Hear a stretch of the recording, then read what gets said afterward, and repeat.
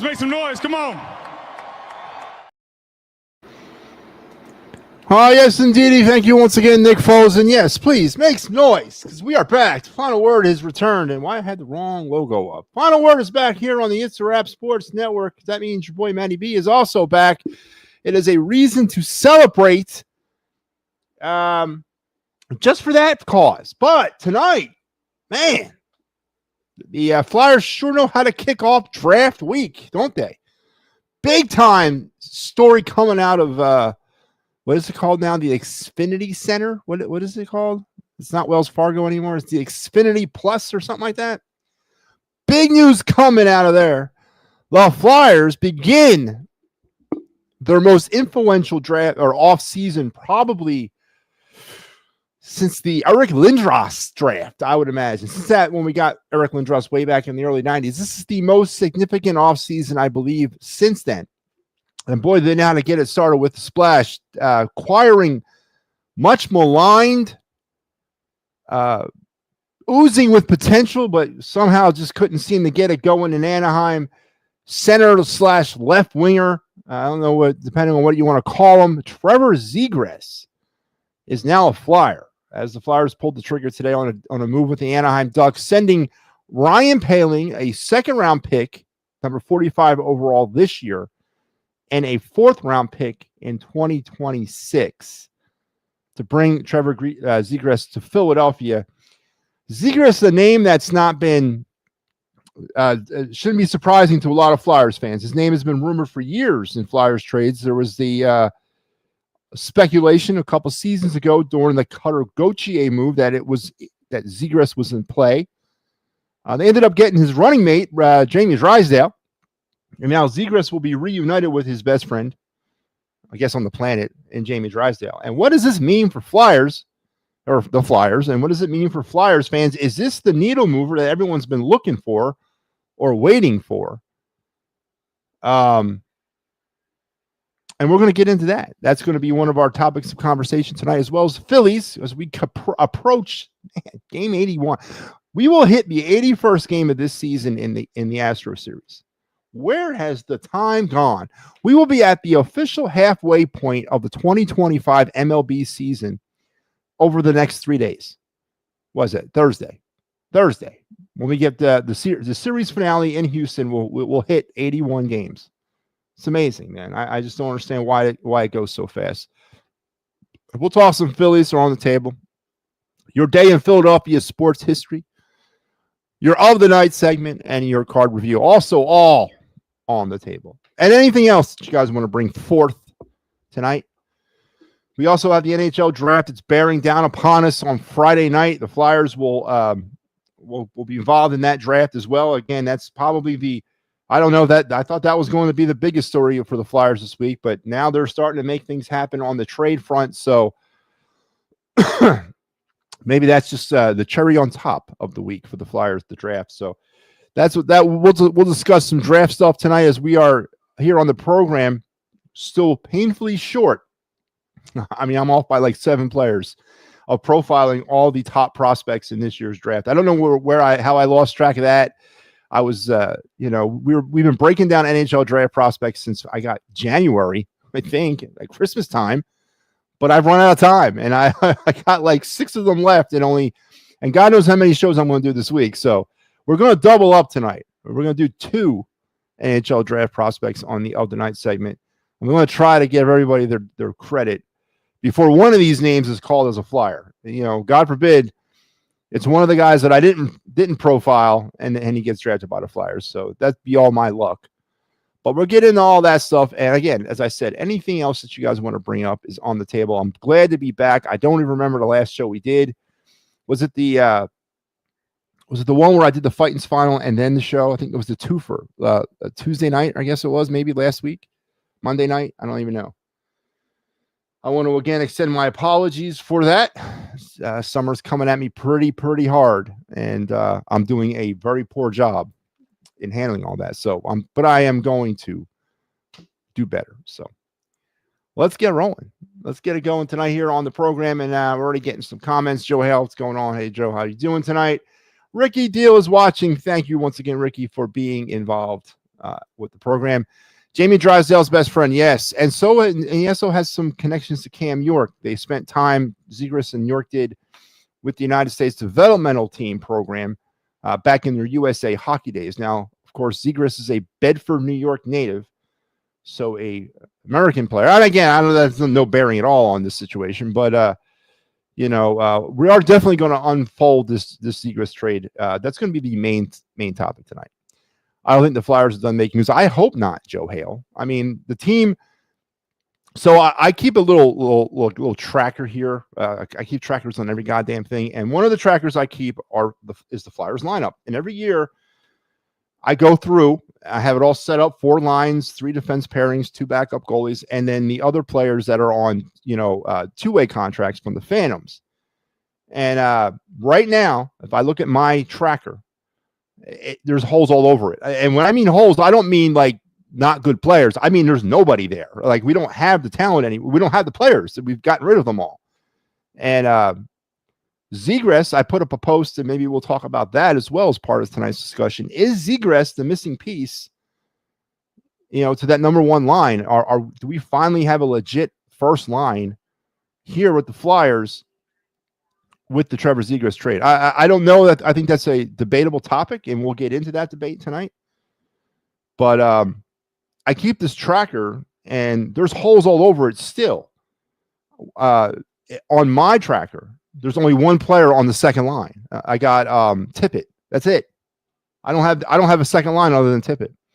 I have a first line now by penciling Zegras into the center position. And then we'll talk about that too. Is he a left wing? Is he a center? Where do the Flyers play him and all that? I have a third line, and I have 3/4 of a fourth line. And I'm missing defensive pairings up and down the board. I got maybe 1 or 2 complete. And of course, no starting goalie. So I hope to hell they're not done making moves, because there's a lot left to be made. The draft will come in a big way. And we also are going to unpeel the Zegras. How does that influence the draft? Does it change the Flyers' draft needs? Does it change what they should target with now 6 picks in the first 2 rounds in this year's draft, and especially with that number 6 overall? Should that change what the Flyers are looking to do with that? So obviously it's going to be a huge conversation tonight, man. Are you guys covering the NHL draft? Man, Joe, I know I've been advertising that we are. It ain't looking like we're going to make it. I will be in Hartford, Connecticut on Friday night. And then on Saturday morning, I will be in Hartford, Connecticut for about 4 hours. I have to go to a pro camp for about 4 hours on Saturday. So it ain't, unless I do it from a hotel room or on the road to Hartford, the answer is no. And it's unfortunate. But I promise, if it's humanly possible, we will cover the draft, or I will cover the draft for the network. If I can't cover the draft, we'll obviously do a huge deep dive next week after the draft. I apologize. It's just that, when it comes to hockey, we are limited here with people that can really get into the draft. I'm not bagging on anyone's hockey knowledge or anything like that, but we're limited in what we can do when it comes to draft knowledge. And, we got guys who can talk hockey. Don't get me wrong, but, unless you've deep dived it and immersed yourself in these players and all that, it's hard to talk about these guys for 3 hours. And I'm not going to do that to anybody. I'm not going to put that burden upon anybody to do that. So if it's humanly possible, I will try to cover the draft. But if not, I promise an extensive deep dive, not only the Flyers picks, but essentially the entire first round of the NHL draft come next week. So I hope that satisfies you. It doesn't satisfy me, and I am sorry. I honestly thought time would balance out a little bit better for me, but it didn't. And as I mentioned, things are coming at me about 1,000,000 miles an hour these days. Are the phone lines open tonight? I think they will be. Yeah, I think I'm going to open them up. But you better bring something good tonight, Ricky. I want a good conversation from you if you come on. That goes for anybody. Give me some good combo. All right, let's go. Let's get it going. Let's strap it on, strap it up, strap it in. Keep your head, hands, and feet inside the car at all times. And let's roll with our day in Philadelphia sports history. On this night back in 1960, 71. Wrong page. 1971. It was perhaps the greatest overall single game performance by a major league pitcher. Phillies right-hander Rick Wise recorded the only no-hitter of his career in a 4-0 win, and although his lone walk surrender to the Cincinnati Reds prevented the outing from being perfect, what Wise did with the bat is what made the performance arguably the greatest. Wise hit not one, but 2 home runs on a day that Pete Rose, Johnny Bench, Tony Perez, and the rest of the Reds' big red machine couldn't even squeak out an infield single. Wise became the 3rd player in Major League Baseball history with a home run in a no-hit performance, and the first to hit a pair of homers in history. Wise also pitched for the Phillies the day of Jim Bunning's no-hitter on the 21st. He threw the second game of doubleheader after Bunning went all 27 batters down in the opener. So Rick Wise, arguably the greatest night of an MLB pitcher in history. No hits to Reds and hits 2 home runs in the process. Back in those golden days when the National League, had the pitcher bat. So there you have it. Rick Wise's greatest night of his life on this night back in 1961. So there you are, your day in Philadelphia sports history. So hope you enjoyed that, and let's keep it rolling here. So will it be like the NFL draft when you guys are going to post a pick? I would say yes, but I don't think there's anybody manning the board on Friday night. No. You're gonna have to give me some time. It'll be up there at some point Saturday when we do the draft. I will do that stuff, but no, it won't be real time. Again, I missed the mark here, Joe. I'm like the hockey guy here, and there's hockey is a very what's the word I want to use? Secluded, maybe. It's a sport that a lot of people have hockey knowledge. Again, I'm not disrespecting anybody's hockey knowledge. I'm not going to sit here and do that. But in terms of being able to, and I have all the graphics. I have them here in Mission Control, and I'm not going to put the burden on the other guys to do that stuff. It's my responsibility. So probably not.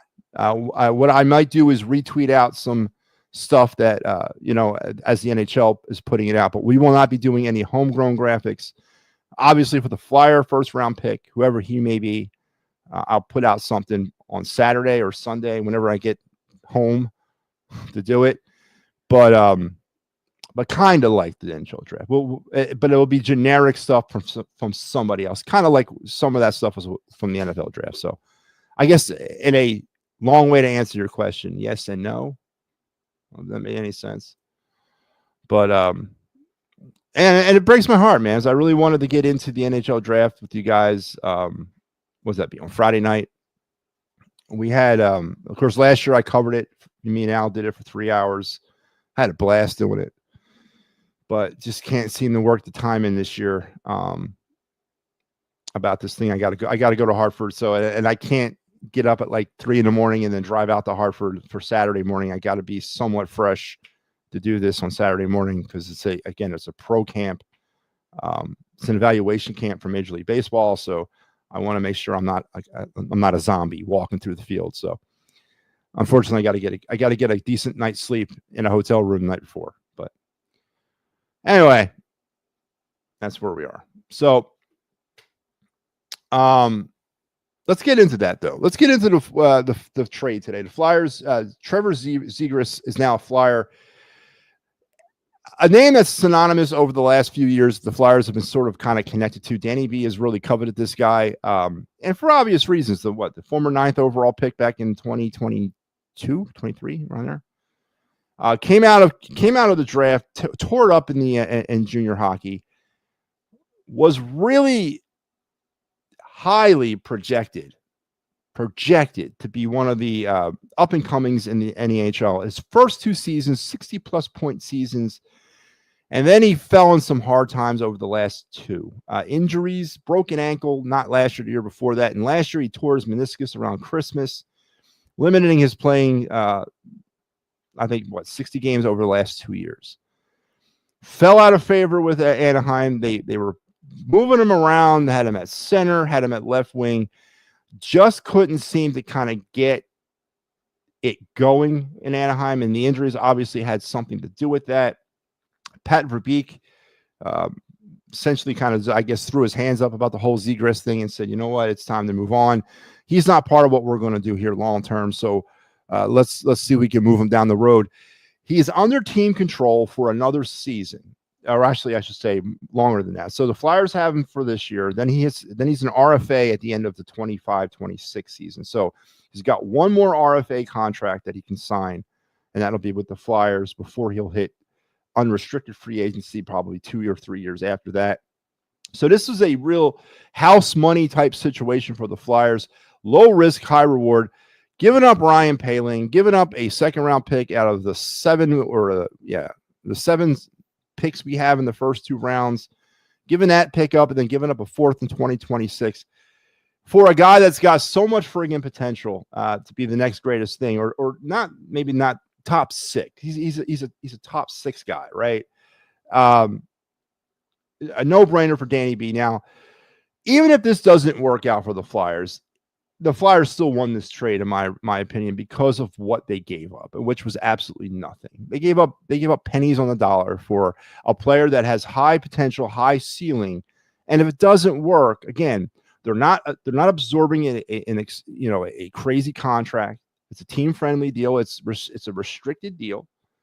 They're going to sign him to another restricted deal next year, and it's not until he hits the open market, probably 3 years after that, is when the Flyers would have to apparently, give up some extra cash for him.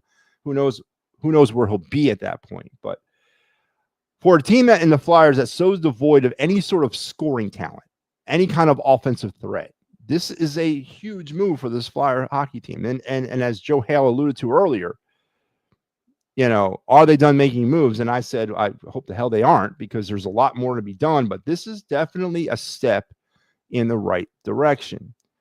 Zegras has that top 6 potential, and he's had that for his entire junior career, his junior, like his youth career, his junior career, and then coming out with the Ducks as a 9th overall pick.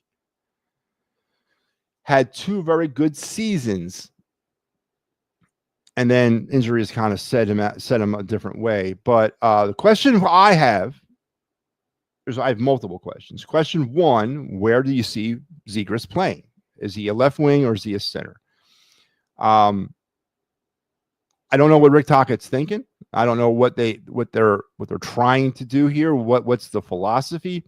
But I honestly believe if they don't make him a center, they'd be messing up, because they've already got a ready-made line for him to fit into, and that's the Michkov connecting line. If they could stick him in between them two, that gives Zegras the maximum opportunity to score. That gives him the maximum opportunity to be a point producer.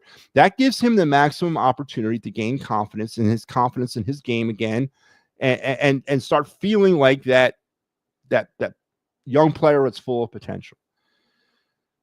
I think it'd be criminal to start him out anywhere other than as a center. Now, whether or not it sticks, I don't know. But to start him out anywhere else but a centerman, it would be criminal in my opinion. And I think I put that little thing up on Twitter and Facebook earlier when the trade first happened is this now considered, if we put him in between Michkov and Konechny, and you got a Michkov, Zegras Konechny line, is this a legit line? Is this a legit number 1 line? Something this team has not had for about 10 years. And is this the line that you can start building now outward and accumulating more talent? And what does this do for the draft? Does this change their philosophy, or does this change what they're doing? They've been rumored over the past week or so to be attempting to move up to number 2. Now, that has Michael Misa written all over it, because number 1 is going to be Matthew Schaefer. I'll bet my bottom dollar on that. Matthew Schaefer is going to go number 1 to the Islanders, the next level defender of the future. I shouldn't say defender, defenseman. He's not really that much of a defender. He's a big-time offensive defenseman. Matthew Schaefer's going to the Islanders. And that leads the 5 centers, the next 5 picks. And now you can throw Porter Malone in there, potentially a left winger that could be taken at some point. But then there's 5 centers that are on the board, and the Flyers, I've maintained this from the very beginning, I would have no problem with them staying pat at 6, because I think Pat McQueen, who is the opposite of what Zegras' line would look like. McQueen being 6'3", 235 some pounds. He would be the brawn behind the speed. And I think this move actually solidifies the Flyers maybe going in that direction at 6. But if they are wanting to build this explosive offensive juggernaut, Zegras is definitely the step in the right direction. And do they trade up to 2 and attempt to go get Michael Misa and stick him, or maybe stick him as a 1 center and then move Zegras down to the second line? I don't know, but I don't think this changes the Flyers' philosophy at all at number 6 or in the first round. It's got to be a center. We're still devoid of centerman talent here on this team. But what this does, it provides an option. It provides that foundational blueprint. You got the goddamn potential scoring threat in Zegras to go along with Mishkov and go along with connecting. You go and you draft a McQueen or a Higgins. Higgins is, maybe 6'1", but you draft a Higgins or a McQueen at 6, and you got that bigger line. Now you'd have to find a left wing for that line, because as I mentioned earlier, I got McQueen. I'd have McQueen at my second spot, and I have Tippett as the right wing of that line. I don't have a left wing. So what does this do for the Flyers in their draft? I don't think it alters anything. I think it just keeps them on target for a centerman. Now, what it might alter is what type of center they go after. Michael Misa and Trevor Zegras are kind of the same body type, same type of skill set. They bring the same type of game to the mix. Pat McQueen is the bigger type of guy, the brawnier guy. He's going to park his ass in front of that net and scoop up the trash. And is he the perfect yin to that yang of that first line? So does it change the philosophy of maybe going up at number 2 or sitting back at 6 and thinking that you're going to get McQueen to fall to you? I think it means they're going to sit pat. I think this trade today means the Flyers are going to sit at 6 and hopefully get either McQueen or Higgins to fall to them, which should happen at 6. So interesting trade, a great trade. Again, even if it doesn't work out for the Flyers, giving up Ryan Poehling, who's I know is a fan favorite and he's a gritty guy, but what the hell does Ryan Poehling is a 4th line guy? I mean, come on, man. Ryan Poehling's a 4th line guy. Then you give up one of your 7 draft picks in the first 2 rounds, and you give up a 4th rounder next year. Outstanding move by Danny B today. Even if it doesn't work out for the Flyers, they're not in it for it wasn't really that much of an investment on the Flyers' behalf. Again, he's a restricted free agent next year, so that's a team-friendly deal under team control, at least for 3 years after that. And then if he hits the open market and it's not working out, adios, whatever. But hell of a move today by the Flyers for starting off hockey week here in Philadelphia as we get ready for the NHL draft. So good stuff. Shout out to Mike Laro. Yes, Mike, is this his birthday? Why do I not know that? Oh, happy birthday, Mike. I know he's down the shore. Saw some posts today he was putting up on the text messages. Summer's in full swing, by the way. So I'm a Wildwood kind of guy, too. I never got into Ocean City. I never got into Bergantine. I never got into Cape May. I've always been a Wildwood guy. Parents used to take me there as a kid all the time. Now, when I was in my 20s and I lived sort of bouncing around, I used to go to Seaside and Point Pleasant as well, up there in the northern Shore Point area. Closer, kind of like more of a New York City crowd that would hang out there, which sucked. I guess part of the allure to Wildwood was there was a very Philly thing about it, because you go to places like, you go to these Shore Point towns, right? And you go down to like Wildwood or Ocean City, and all the stuff that you could win at the little games on the boardwalk, or like, Phillies jerseys or Flyers jerseys or hats, Philadelphia's themed sports stuff. But you go up little bit north up the Seaside or Point Pleasant, you got the same thing, but you got like Mets stuff, Jets stuff, Giants and Jets. It's really cool. I always thought it was interesting how that would change by the shore point. But yeah, I was always a Wildwood guy. But yeah, Mike Lauer was down there enjoying some much needed rest and relaxation. Mickey, how are you tonight? What's going on? Mac, damn it, Ricky, I will, man. Give me a minute. Apparently reports are coming out he didn't want to play with I don't know about all that. I think if Verbeek was just done. Listen, this is not the first time Trevor Zegras' name has been circulating around trade rumors over the last 3 years. And I think honestly, I don't know. I can't comment on that. You know, I mean, Cutter Gauthier had a good year for them last year. I mean, he was also named to the All NHL rookie team along with Matty Michkov. I think it was just a simple put, or simple enough to say that it just wasn't working. Pat Verbeek, it just wasn't working, and they were tired of waiting for him to bust out. And perhaps the change of zip code and the change of area code will help Zegras, you know. And the Flyers are obviously banking on that. So I don't know about all that nonsense, but because there was circulating reports long before Cutter Gauthier showed up that Anaheim was not happy with Zegras. And I know the Flyers and Danny B specifically has been coveting Zegras for a few years now. And his name is always circulated around trade rumors with the Flyers. But today they pulled it off. Ryan, what's going on, man? How you doing? I want to call in. I will. Yeah, all right. I'll put it up. Give me a minute, man. No friggin' PK now, Matty. What the hell's that mean? No friggin' penalty. Oh, because Ryan Poehling is gone? Yeah.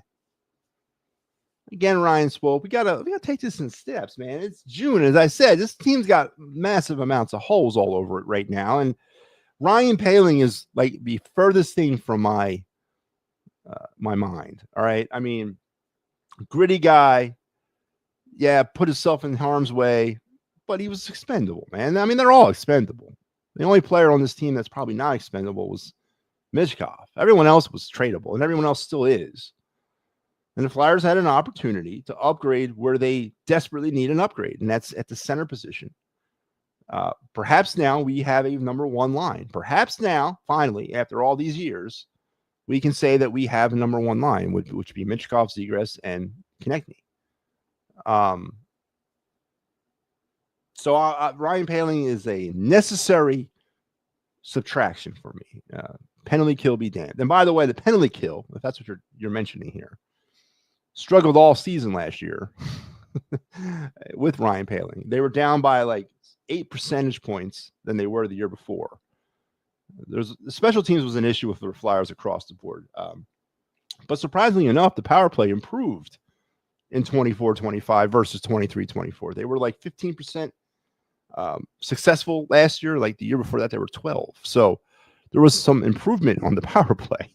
I know it doesn't sound like much, and I know it doesn't make any sense for me to say that, but for a guy that paid a lot of attention to their power play and has paid a lot of attention to their power play over the last 5 years, they actually improved. But yeah,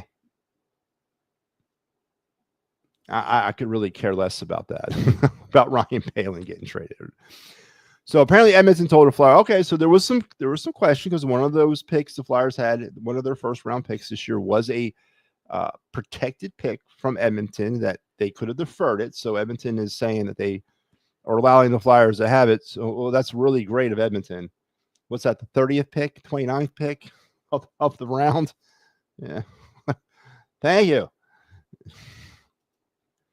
I am okay. How you, Matty? I'm hanging in there, Mickey. You know, life's coming at me hard, but you know, playing the game, man. Playing the game. Why didn't they get in the Cutter trade? Why separate? I don't know.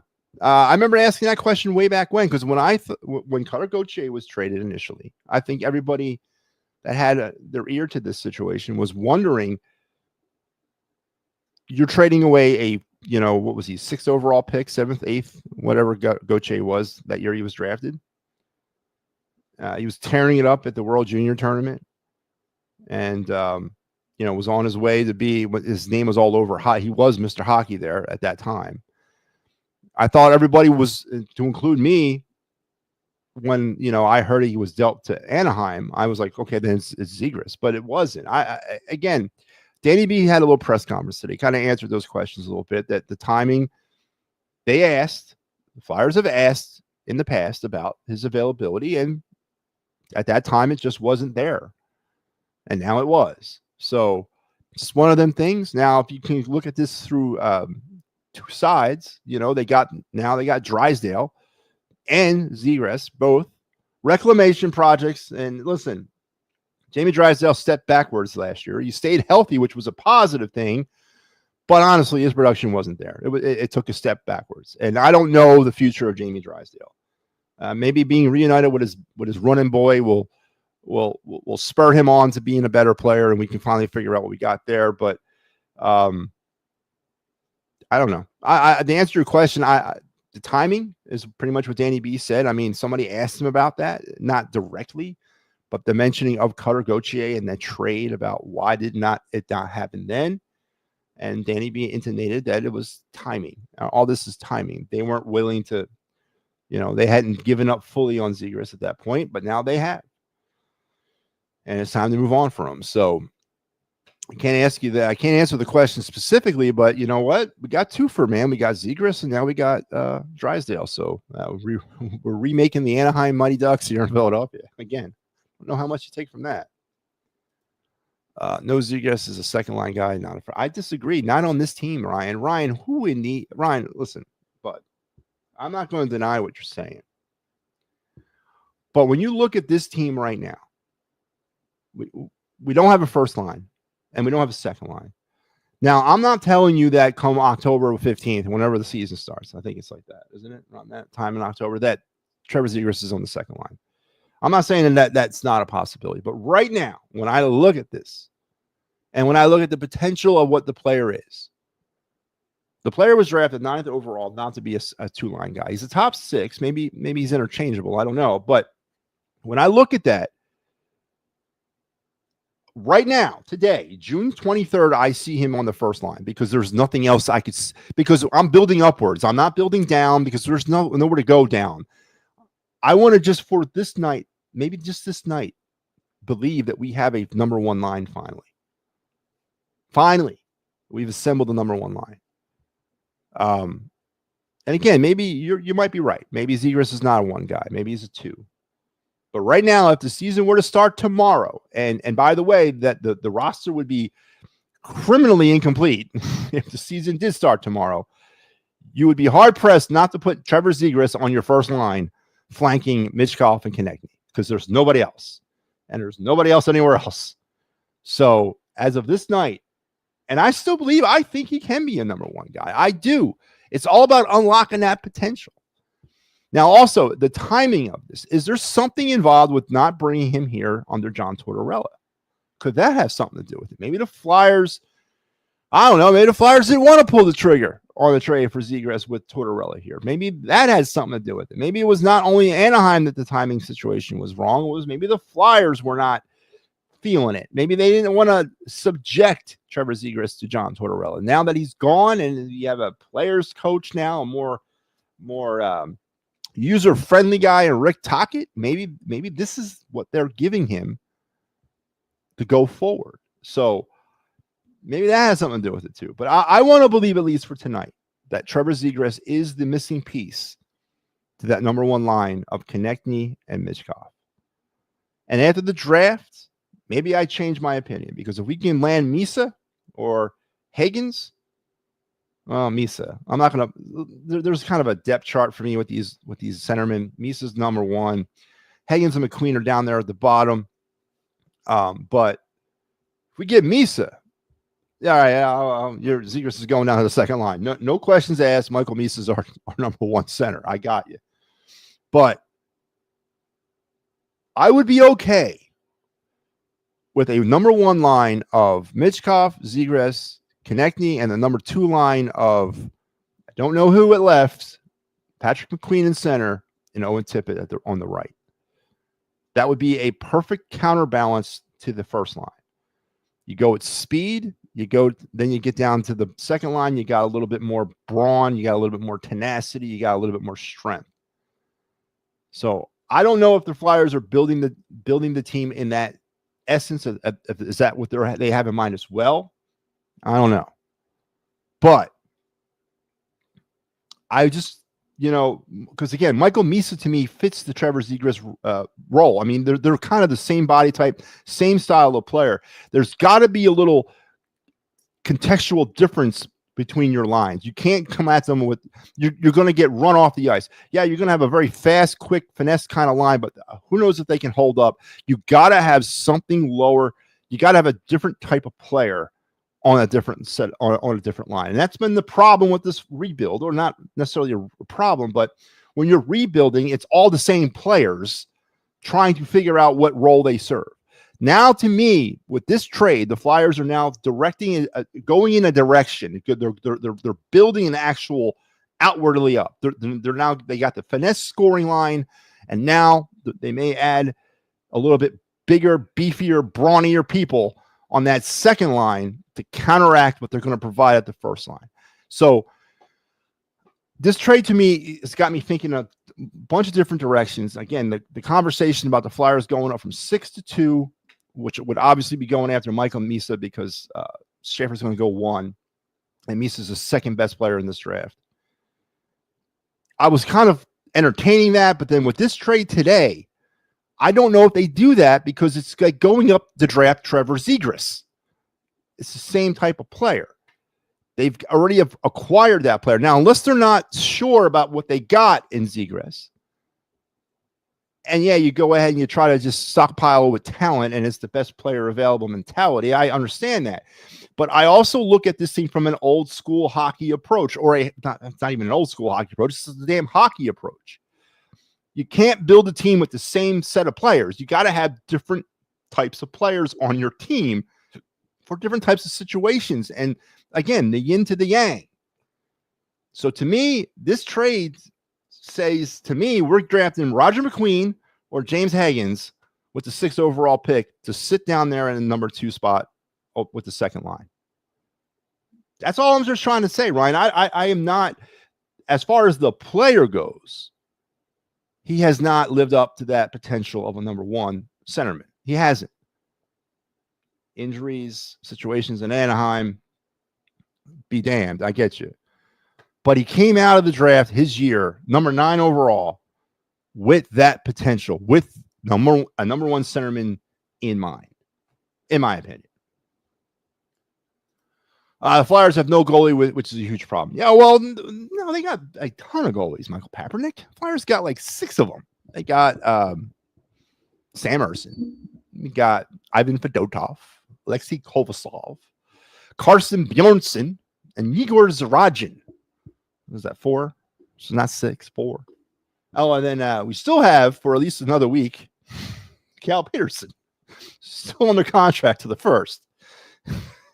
So we got 5. We got 5 good goalies. I understand. I know that the rumors now are circulating about the Flyers going after a trade target and goalie. I don't think you have to do that. I don't.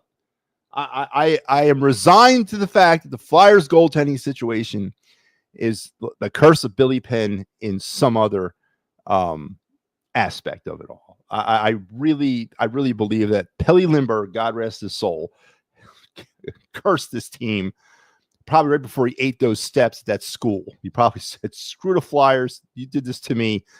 I curse you." Again, I mean that with all the respect I can muster by saying that, because obviously you got Bobrovsky hoisting another Stanley Cup, Carter Hart, running from the law. I mean, the list goes on and on, right? But I think the Flyers could go out and handle their problems in net, because they've invested some high draft capital on some goalies, Zarajin and Bjornsson, right? I mean, they took the Bjornsson in the 2nd round, and then they took Zarajin in the 3rd round in the same year. Was it 2022? Bjornsson signed his pro deal last year, so he's going to be in the organization at somewhere next year, probably Lehigh. But he's going to be here. His journey starts now. Zarajin's over in the I believe KHL. I don't know if it's the MHL, KHL. I don't know what league behind the Iron Curtain he's playing in, but he's out there. There's there's a round of prospects that the Flyers owe an opportunity to see if they work out because of all that high draft capital they spent on them. So I think the Flyers could go out and sign a Jake Allen type. He's a free agent this year to about 2 or 3 year deal, and sort of kind of hold down the fort, or even an Anthony Stolarz or Alex Lyon. I mean, some Flyer retreads there, but goalies like that you could bring in over a course of 2 or 3 years, and have them back up Urson, or have Urson back them up, sorry. And then wait and see where Bjornsson and Zarajan sort of fill out in this, because they deserve a shot because of the high draft capital that was spent on them. But you're absolutely right. Goalie is a huge problem, and it's been like that for the last 40 years.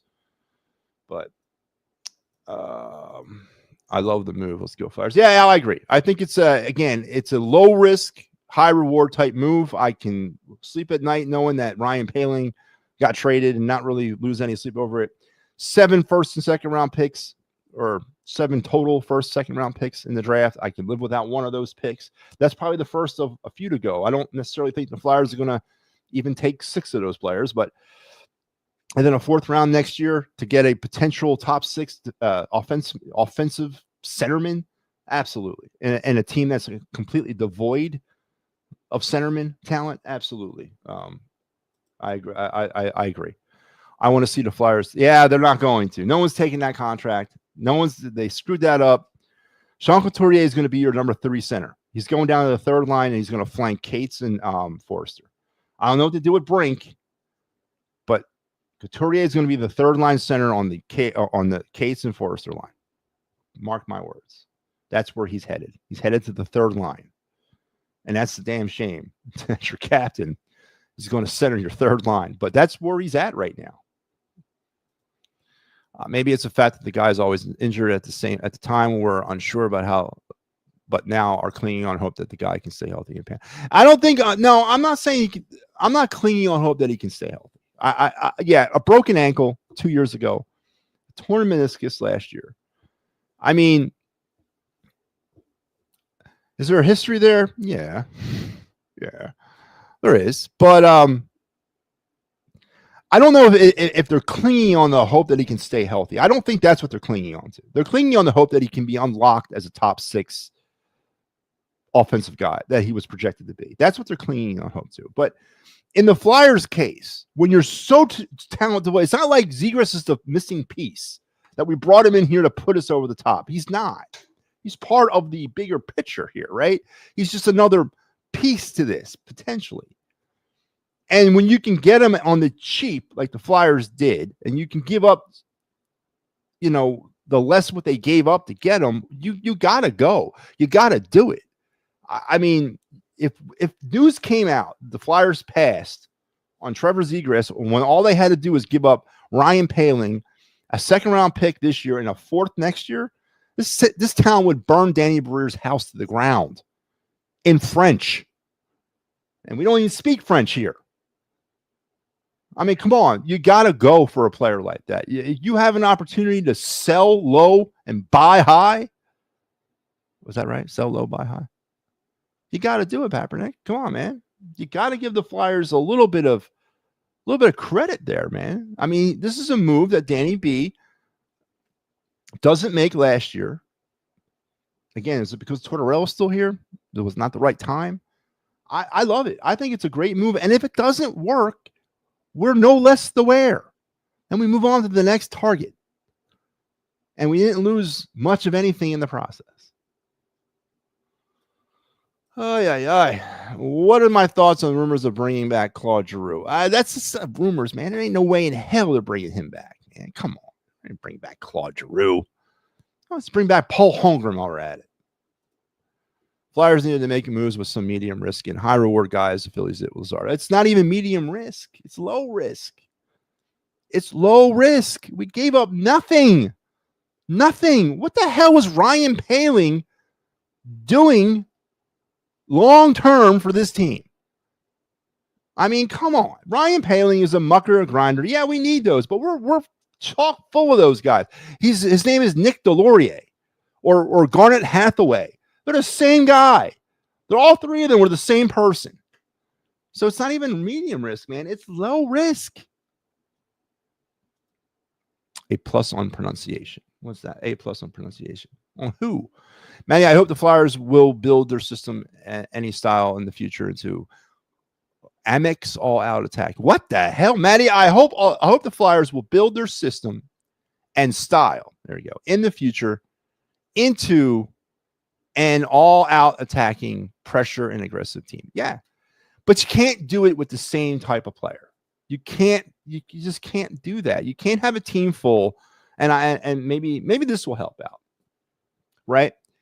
Danny Briere, as a player, was a Trevor Zegras. He was a MattyB. Well, that's not MattyB Michkov. He's like a Trevor Zegras type of fast finesse guy, good hands, accurate shot, nose for the net, that kind of guy. But he wasn't a corner guy. He wasn't in front of the net type of guy. He was a distance guy, right? You had to give the puck. You had to give that puck to him in space, and he made things happen, right? We can't have a whole team built of Danny Briere's. Right, we can't have that. That's not all out attacking. That's just one style that a team, an opposing team, can lock down pretty quickly. You got to have facets to this team. There's a reason why there's a 1 line, a 2 line, a 3 line, and a 4 line. And a little hockey 101, right? The 4th line back in the day was the goons, right? It was the complete. Let's go out there and the Hanson brothers, so to speak. Let's go out there and break some heads, right? Your third line had kind of some offense on it, but it was sort of a combination of brawn and offense, right? There wasn't too many 30-goal scorers on your third line. Maybe a couple 20-goal guys sprinkled in there. They were going to provide you some offense. Your second line was supposed to be the counteract of your first line. So, for example, in the Flyers back in my day, right, our first line center was Dave Poulin, right, back when I was kind of growing up. And then our second line center was Tim Kerr. So two totally different type of centermen. Tim Kerr was a big body up front, got in the way of the net, had some success with his hands, but he wasn't doing much in space. Tim Kerr won the battles in the crease. And I think the Flyers, or even in 2025, there's still a place for those types of players to be big-time goal scorers. And I think the Flyers, they sorely need a guy like that. But Zegras provides you that finesse guy, that number 1 guy, the guy that's going to. And why would you not stick him on a line with your other number 1 target and Michkov? When Zegras is healthy and when he's actually operating at optimal capacity, he's a hell of a facilitator. He knows where to be, and he knows where to put that puck. So can you imagine the types of goals that Michkov's going to score on a line with Zegras? So again, just for that purpose only, I think you got to do that. I got you. All right, so let's do this. Let's put it out there. I know I've rambled on for 49 minutes, and I don't know where the time goes, but I've rambled on for 49 minutes about this. But the phone lines are now open. I will put it out here. You guys can chime in. Again, you don't need your you don't need a camera. All you need is a microphone, and you can jump on in. We'll talk whatever you want to talk about. But obviously, the number 1 topic here on this night, the Flyers acquire Trevor Zegras from the Anaheim Mighty Ducks in exchange for Ryan Poehling, a 2nd-round pick in this year's draft, 45 overall, and a 2026 4th-rounder. So, broken ankles and torn meniscus aren't lingering issues. More bad luck than, again, yeah, you're right. It is more bad luck than anything. Now, reoccurring concussions, chronic back problems, that's the stuff that I'm concerned. Broken ankle and torn meniscus are not, they're bad luck type injuries. What is the timeline when you think the Flyers make it next year? It's got to be next year. They got to get to the playoffs next year. That is, I said this all last year, banging my head against the wall on the damn Clear the Ice show. The little engine that could Flyers was a great story and all that, but it's got to be next year. We got to get back to the playoffs next year. I 100% next year. Now, what they do when they get there, all bets are off, but they got to get there next year. If not, it'll be 6 years. 6 years of no playoff appearances for the Flyers. They've never done that in the history of the organization. Never have gone 6 years without going to the playoffs. They've done 5 a few times, but never have done it 6 years. So they got to go back next year. There you go. Brûlé, burn it down in French. Yeah. I mean, come on. If it leaked out that we passed up on this trade, you're damn right we burlay down Danny Breer's house. I mean, come on. I want the players to have speed of the Avalanche combined with the all-out aggressive attacking up-tempo and all-out style of the Hurricanes. Well, there's a reason why those two types of players don't exist on the same team. That's a really hard combination to provide, but I understand what you mean. And that's what I'm talking about. You can't have players whose style is the same across the board. You can't have that. It's not going to work. Teams are going to find a way. It's called being one-dimensional. Teams are going to find a way to shut that down. You got to have a yin to the yang. And I think with the Zegras move, the Flyers have spoken about what they're going to do with the finesse and speed and the production. Now you got to get some people that are bigger guys up front who can win the battles in the creases, win the battles up front. And going after a Michael Misa, to me, after going for Trevor Zegras, I don't see it. I again, it's the best. Misa's a hell of a talent, hell of a projected talent. And God knows if he's there at 6, yeah, I'm taking him. But if it means trading up to 2 and giving up massive assets in the process, because was it San Jose sitting up there at 2? Is that who's picking 2? They're not just going to walk away from the second overall pick. They're going to want a lot in return. Whoever that, forgive me, I don't know who the second round pick is, but they're going to want massive returns for the second round overall pick. So I'm not prepared necessarily at this point to do that if I've already acquired a player that I can get at 2. I'd rather sit at 6 and get the bigger guy to complement the other line that I'm also going to need. So, hey, Flyers and Ducks are like the Phillies and Astros in the early 2000s. Yeah. Don't want to give up their draft capital. Yeah. I remember them days. I remember, Ed Wade. God, we villainized the hell out of that guy. He wouldn't pull off that trade deadline deal. He wouldn't send out those prospects. Who the hell is this Chase Utley guys? Trade him for, what was the big-time pitcher back then? Mike Gubaza. Yeah, let's trade him for Mike Gubaza. Drain out the system, man. We have a chance to make the playoffs this year. Let's get rid of that Chase Utley guy, that Cole Hamels guy, that Gavin Floyd guy. Let's get rid of those. Who's that? Ryan Howard? Hell with him. He's a prospect, man. Let's get rid of him. But he wouldn't do it. Wouldn't do it. Big Al reposted the stream. Oh, very good, Big Al. I appreciate that. Yes, Ricky, you can call. Yeah, all right. Without further ado, let's bring him in. Welcome, Ricky. How you doing? I'm good. What do you want to talk about tonight, Ricky? The floor is up to you. Everything you want to talk about, I will talk about with you. Talk about the fight in Philadelphia Phillies, Ricky. What do you want to speak about the Phillies? Do you want to talk about how positive it was to take 2 out of 3 from the stinking New York Mets, Ricky? Is that what you want to talk about? Absolutely. They're on a roll. Now they're on that way to Houston to battle the Astros, another pivotal series. But, Ricky, I want to ask you this.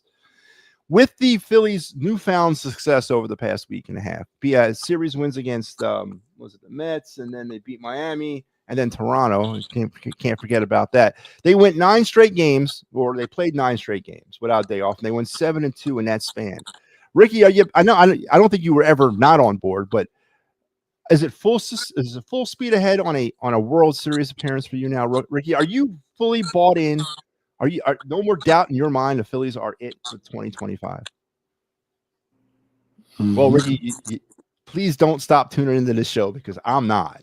So we're going to have many great conversations about that. But Ricky, thanks a lot for calling in tonight, man. I am sorry that it's been a while since I've opened up the phone lines, but I promise, as I said, it'll be a daily thing. So is there anything else you want to talk about?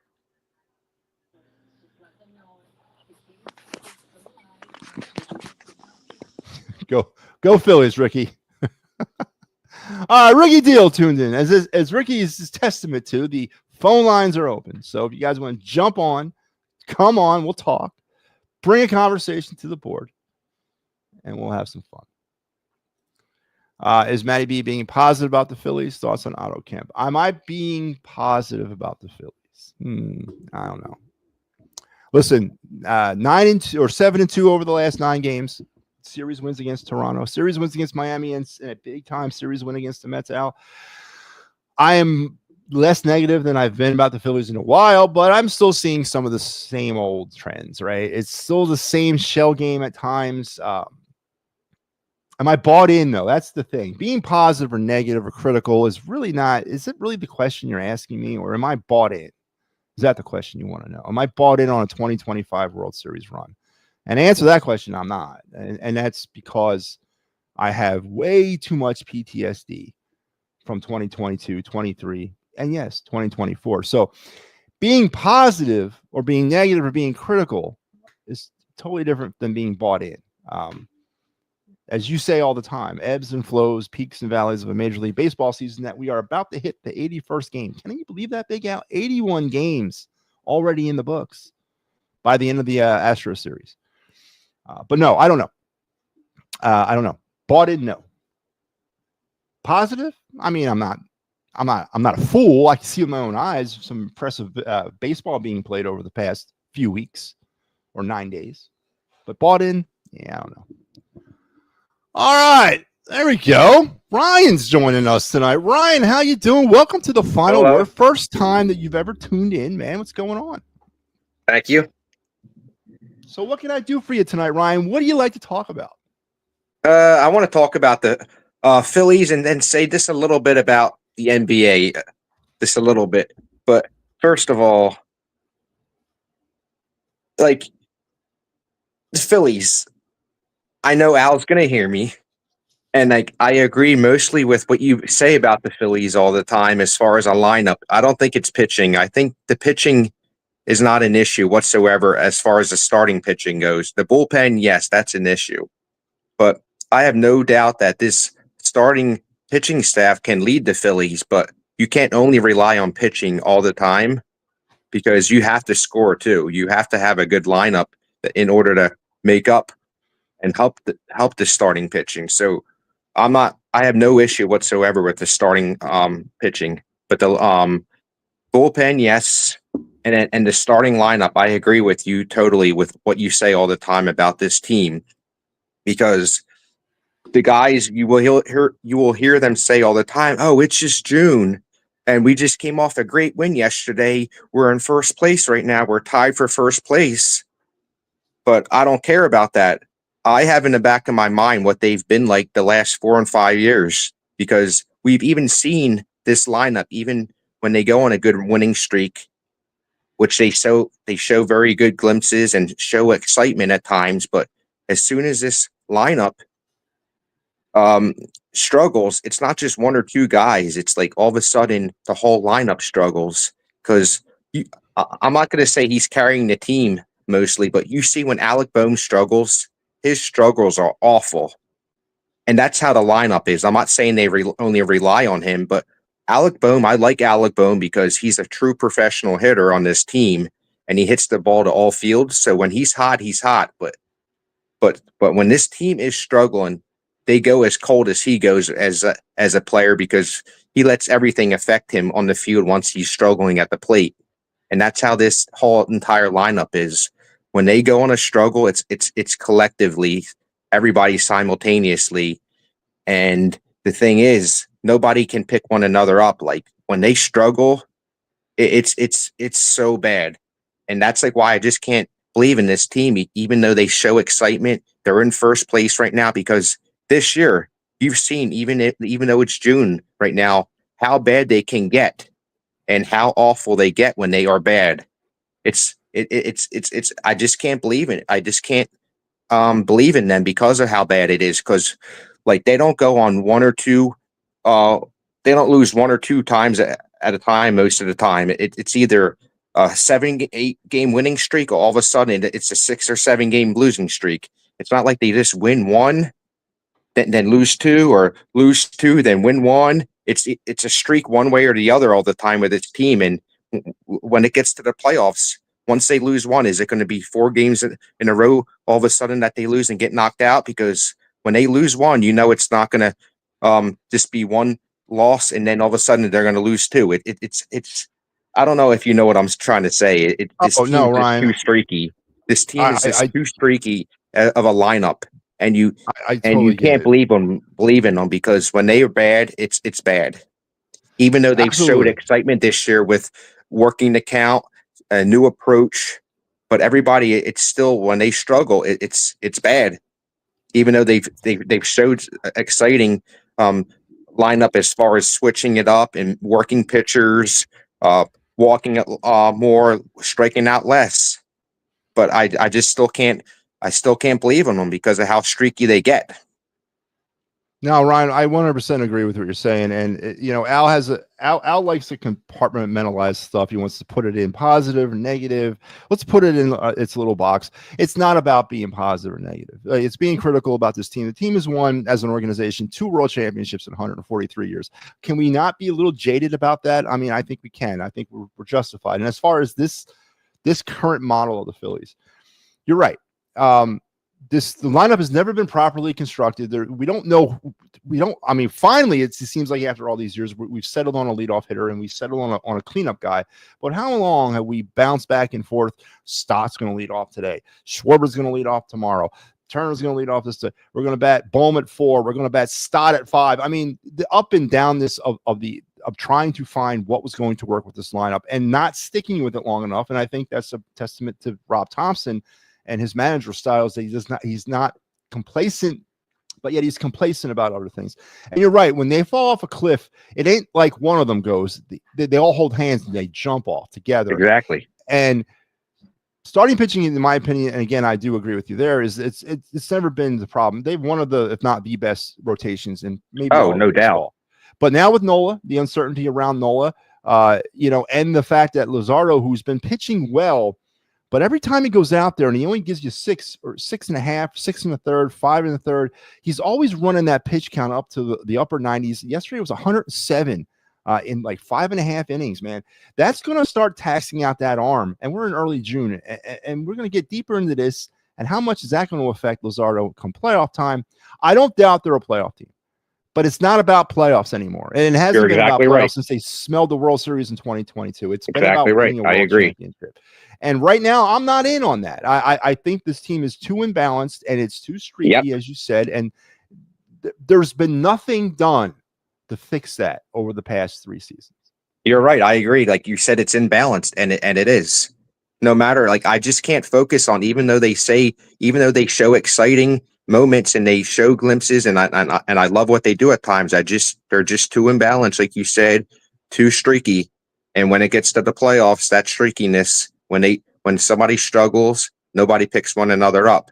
And then as far as the playoffs go, you saw the NBA playoffs. Like, I was listening to Joe Giglio today, of course, about everything. And then like what he thought this Sixers should do. And then like we see this Oklahoma City Thunder team is set up for so long. It's like for the next 10 years, they have an amazing amount of draft picks. Like it's and then like we gotta like look at what they've done and how they've set this up. And then want to know what, like, it's so early in this process and they've already won this. And so imagine how many more years of this we're going to see with them. But with a young roster being built and still having like 25 draft picks for the next 10 years or so, and how many first round picks they have. It's an amazing setup, the way their owner and their GM have made this team, and they've already won this championship with that. So we saw the process work, but it worked in Oklahoma City, right? Is that what you're trying to say? Yeah. I 100% agree. As Al says, Sixers are so behind the times, sell it all. And then I guess the NBA draft's coming up this week, so who knows what they do there with that. But as long as Embiid is strapped to this team, and as long as Daryl Morey is the GM, there will be no success for the Sixers for years to come. So, Ryan, listen, man, I appreciate you chiming in. Please don't be a stranger. We'll post a link every single night, and we'll talk later, man, okay? Absolutely. Thanks, guys. All right, man. All right, Ryan Swoop joining in. And again, the phone lines are open, folks. If you want to jump in, you guys see the link out there. Come on in and please spend some time. I don't bite. Ryan, we never feed gremlins after midnight or agree with MattyB. Well, you know what? Unfortunately, rational people who don't live under the blanket of homerism don't see it your way, Big Al, because Ryan, a rational, intelligent human being, just had a very good conversation with me, and he gave me my props, which I appreciate, Ryan. I definitely do. I'm not going on vacation, Ricky. I wish I was. Well, I'm going to Toronto, so that little transparency. I'll be in Toronto next week for about 2 days. I'm going to go watch a Yankee Blue Jay game and hang out with the family a little bit. So we are heading up to Toronto. We're not going to be there 4th of July, right? Oh, my anniversary. Yeah, that's right. I'll be married 1 year on July 3rd. That's July 3rd, right? But yeah, so I'll be in Toronto for a few days, but that's not really much of a vacation. But anyway, all right. So back to what we're talking about. Joe call in. Yeah, Joe Hale, whoever wants to call in, but we got to roll on with the show. Let's get to the of the night segment here on the program. Let's do what we got to do here.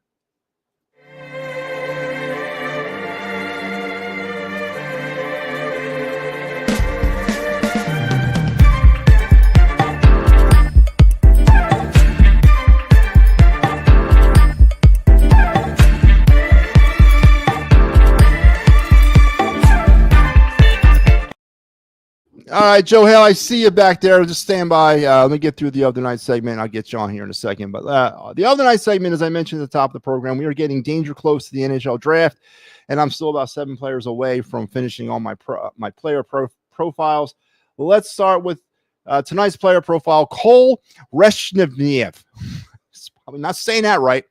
He's a center from the Victoria Royals of the WHL, 5'10", 183 pounds, very underweight, but he's only 18. He's highly skilled, but also highly competitive, and drives play both and creates a small center in WH. So again, the 5'10" scares the living crap out of me. He's got a motor, but he's also a natural playmaker, including when under pressure and with limited time and space.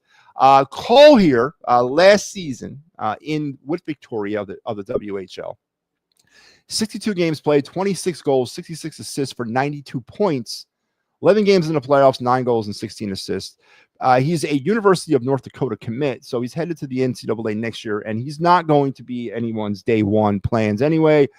He's one of those lower bottom type draft picks, maybe with that Edmonton pick. The Flyers could pick up a player like this, or potentially in the second round. But, high motor. But again, how many undersized centers do we need on this team? Again, 5'10" scares the living crap out of me. So Cole Rezcheny. I don't know if I'm saying it right. I'm sure I'm not. But that was our profile player, our first profile player. Let's go into profile player number 2, Ivan Rabikin.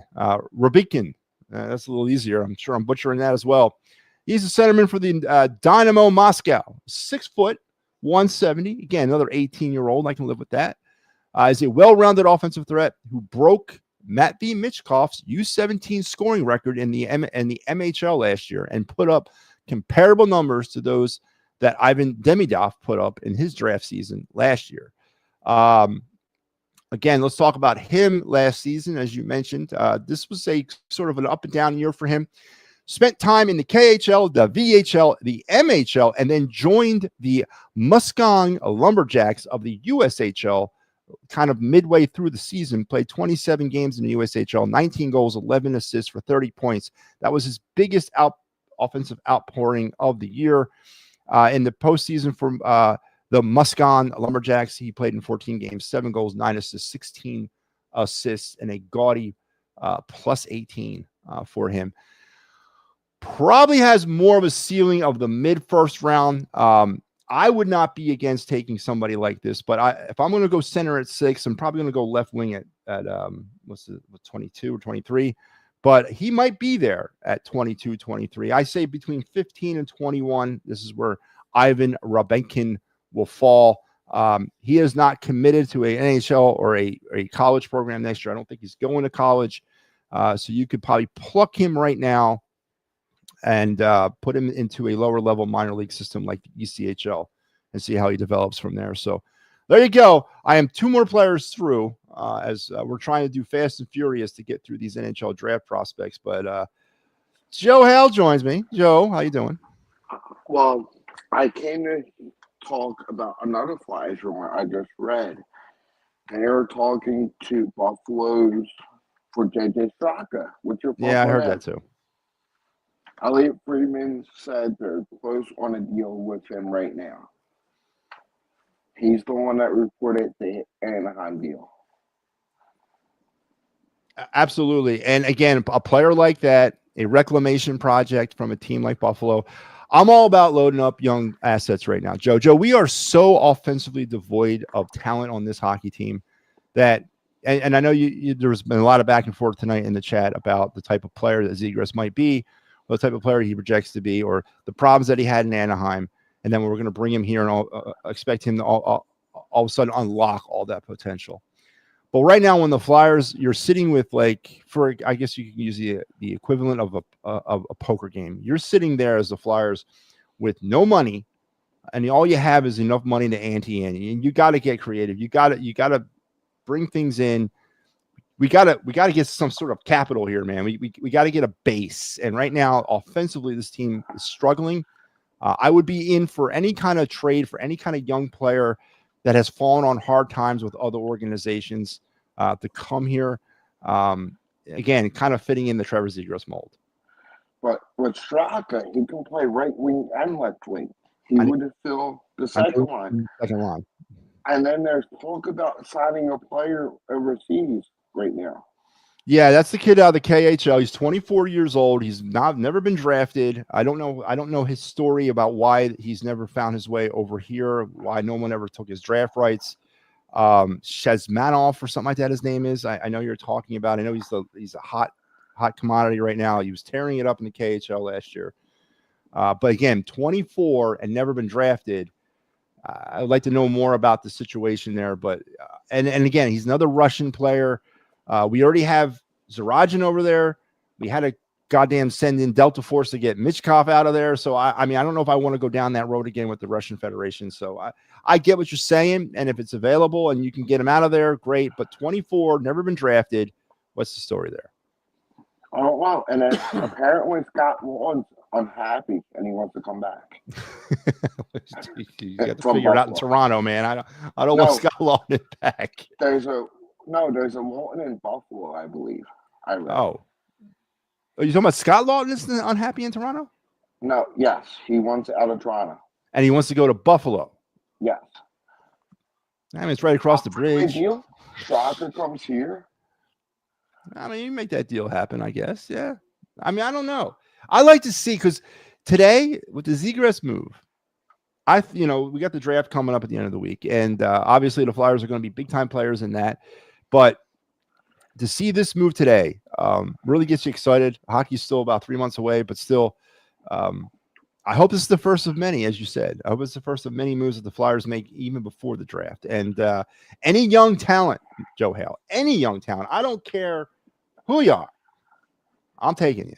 If the price is right, of course. And how much money do the Flyers have to spend? Like, how much do they got under the cap? So going into this, I believe they were sitting with the seventh most cap availability heading into the season. Once you shake off Cal Peterson's contract, his contract falls off. Provy's contract falls off this year. I think they were sitting and they dumped some salary in Lawton, and they dumped some salary. Who was the kid? They dumped salary in Farabee and Morgan Frost when they got rid of them earlier the year. I think they're sitting in around in the 30 million area. They had between the 5th and 7th most cap room in the league this year. But Joe, we've looked at this draft class or this free agency class already. Yeah, there's some talent there, but it's some over the hill type players. It's players in their mid 30s, players in their early 30s. I don't know. You don't have to spend all the money this year because don't forget next year you got Hayes' contract falling off, and you got also Ryan Ellis's contract falls off. So you got more money coming in next year. So you don't got to spend all the money this year. Because there's rumblings out there. My buddy was in Edmonton that Connor McDavid is unhappy with the Oilers. Well, he's a free agent next year, and Draisaitl, I believe, the year after. So, Wishful thinking. Edmonton's not trading Connor McDavid. So if they lose him, they'll lose him as an unrestricted free agent. They're not going to trade him. So, but no, that's world changing. That's Wayne Gretzky type stuff. That's like changing an entire franchise. That's affecting two franchises at one because McDavid leaving Edmonton destroys them, and then whoever picks him up obviously sends them to a different level. But yeah, but listen, are we ready for a Connor? Are we built for a Connor McDavid today? I mean, Not are we? yet. No, again. So right.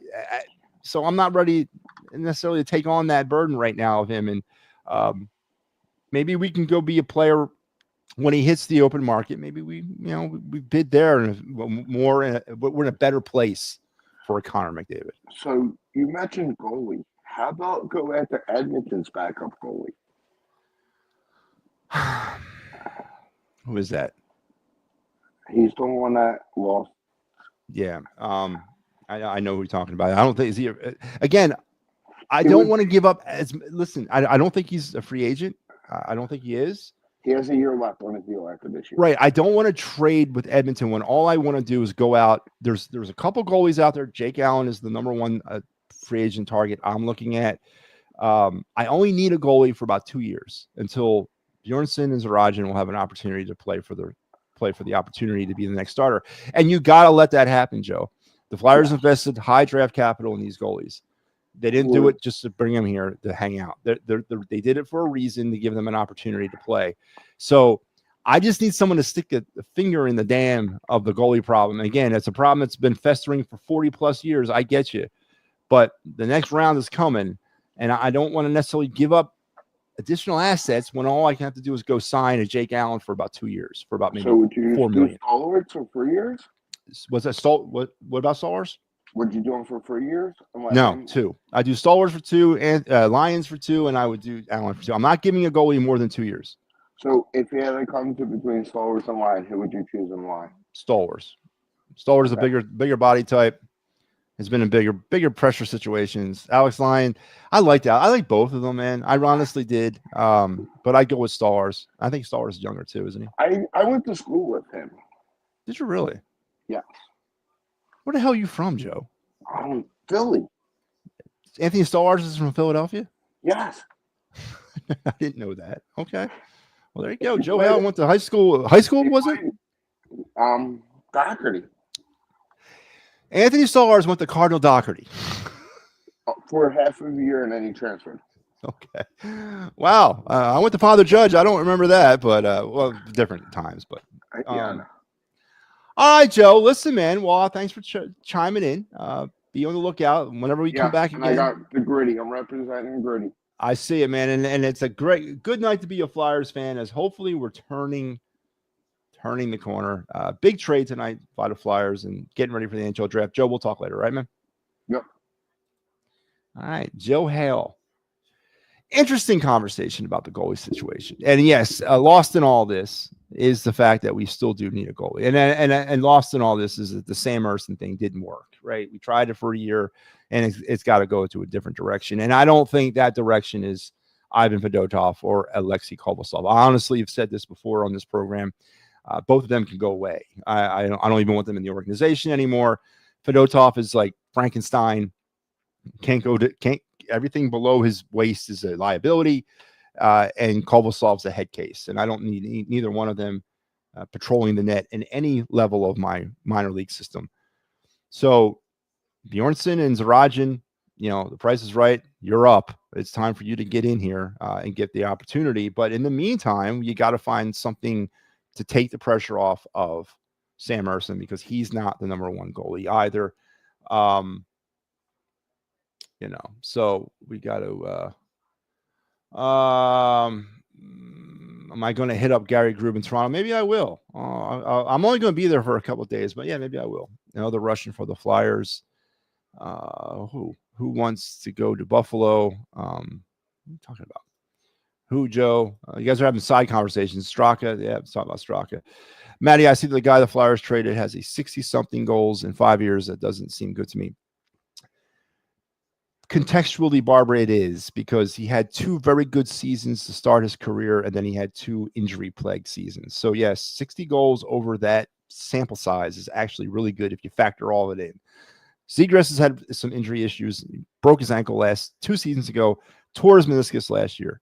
As Al alluded to, those are not necessarily lingering problems with injury. It's bad luck more than anything else. But when healthy, Trevor Zegras is a potential. And I know this is a word that's got a lot of loadedness to it, but he's got potential to be a top 6 offensive force on any team. And I think for what the Flyers paid in the price of Ryan Poehling and a 2nd-round pick and a 4th-round pick next year, the price is just too low to pass up. And as I also said, if we found out that Danny B passed on this contract, we would have to burn his house down in French. So I definitely think it's a move in the right direction. Now, whether it works long-term, again, it goes along that low risk, high reward. He's a restricted free agent at the end of next season, which means he's under team control. So it's a team friendly deal, 3 years, $3-4 million, right? Then after that, he hits the open market. But by that 3-year period, you should know what you got in Trevor Zegras before he hits the open market. So I think it's a great deal. Flyers seem like they're getting rid of better players than they are acquiring. No. Ryan Poehling is a dime a dozen. Come on now. Joel Skinner, yeah, that's the kid out of that's not the backup in Edmonton. Isn't that the backup in Dallas? The Flyers are operating Ilka's small market teams, and it's embarrassing. Oh, come on, man. Barbara, geez. Barbara, it's a positive show tonight. The Flyers are making trades. And again, I'd probably be excited if the Flyers trade for anybody, honestly. A known commodity. I'd be like, woohoo, like Claude Giroux or whatever. Maybe I'm overhyping this, but I like the deal. I think it's got potential. Ryan Swope, he'd be a cheap trade, yeah. The Flyers had Calvin Pickard briefly a few years back. He's a backup to Skinner. So Calvin Pickard is starting in Edmonton? Really? I know he was here. Oof. What time is live over? Real soon, Ricky. Probably in about the next 10 minutes as we're getting to the end. I'm tired of losing something. It has to change. Barbara, I'm with you. God knows I'm with you. All right, let's get to my favorite time of the night.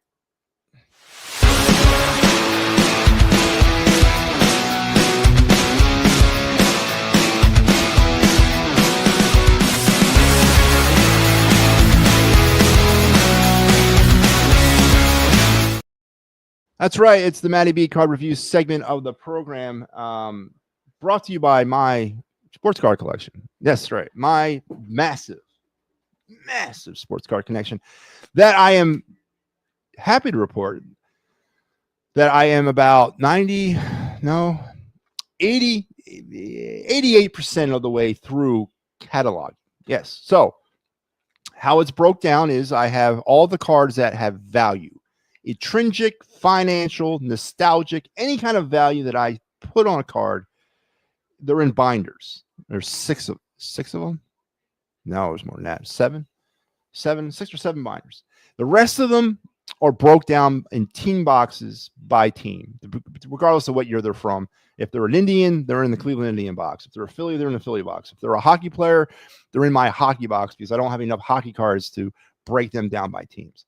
If they're a basketball player, they're in a basketball box. If they're a football player, they're in a football box. Same reason. I don't have enough cards to break those down by team. But I am 88% of the way through cataloging all the cards that are in the binders. I think I have a binder and a quarter left to go, and I'm up to about 3,000 cards that have been cataloged in a database. That's how worthless my life is. I spend my days punching in card names, years that came out, manufacturers, special notes about the card into an Excel spreadsheet database.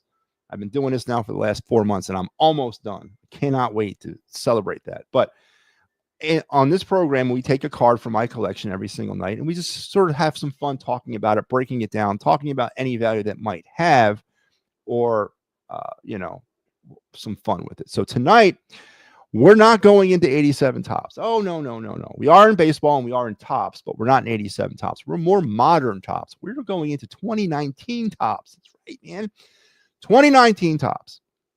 And we're going to talk about one of the insert cards that was part of the 2019 Topps Series 1.